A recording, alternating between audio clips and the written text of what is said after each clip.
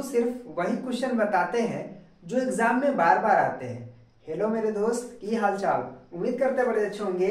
तो मेरे प्यारे बच्चों, आज हम लोग पढ़ने वाले हैं विज्ञान के वो वायरल प्रश्न जो बार बार एग्जाम में पूछे जाते हैं और हमारे बच्चे जाते हैं और उसको गर्दा उड़ा करके आते हैं। तो आपको भी बता देते हैं कि वो कौन सा प्रश्न है जो बार बार एग्जाम में आते हैं, बार बार आपके नजर के सामने आएंगे और आप यूं यूं यूं यूं यूं बना लेंगे।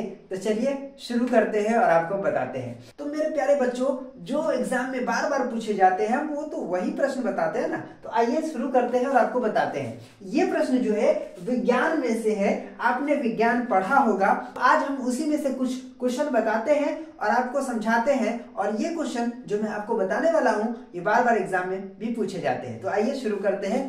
प्रश्न हमारा यहाँ पे आ गया है कि अम्ल का पीएच मान होता है। अम्ल का पीएच मान क्या होता है भैया?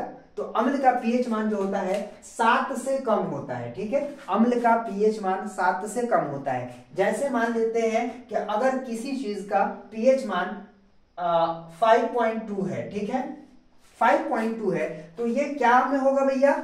ये आपका हो जाएगा अम्लीय हो जाएगा। ठीक है, इस तरह से बड़े ही आसानी से जिसका पीएच मान 7 से कम हो, ठीक है, क्या कहलाता है?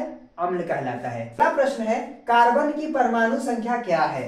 कार्बन का परमाणु संख्या क्या है? तो कार्बन का परमाणु संख्या 6 होता है। ये तो आपको भी पता है और ये क्वेश्चन बार बार आता है, तो इसीलिए आप यहां फिट कर लो।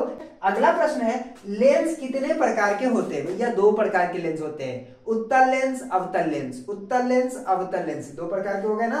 अगला प्रश्न है, प्रकाश के परावर्तन के कितने नियम हैं? प्रकाश के परावर्तन के कितने नियम हैं? प्रकाश के परावर्तन के 2 नियम होते हैं, ये बात आपको पता है। ठीक है, अगला प्रश्न है, किस धातु को किरोसिन तेल में डुबो कर रखा जाता है? यानी किस धातु को मिट्टी के तेल में डुबो करके रखा जाता है? सोडियम को। ठीक है, सोडियम को। ये क्वेश्चन बार बार पूछा जाता है, सब्जेक्टिव में भी पूछा जाता है, ऑब्जेक्टिव में भी पूछा जाता है। इसीलिए आप याद रखो कि किस धातु को किरोसिन तेल में डुबो कर रखा जाता है? सोडियम को रखा जाता है। ठीक है, अगला प्रश्न है, किसी भी वस्तु का प्रतिबिंब आंख के किस भाग पर बनता है? यानी कि किसी भी वस्तु का प्रतिबिंब आंख के किस भाग पे बनता है? तो रेटिना पे बनता है। ठीक है, अगला प्रश्न है, तेज प्रकाश में पुतली का आकार कैसा होता है? तो तेज प्रकाश में पुतली का आकार इस तरह से हो जाता है, आपको पता है, यानी कि ये सिकुड़ जाता है, तो सिकुड़ जाएगा तो छोटा हो जाएगा, तो सिकुड़ जाता है तो छोटा हो जाता है।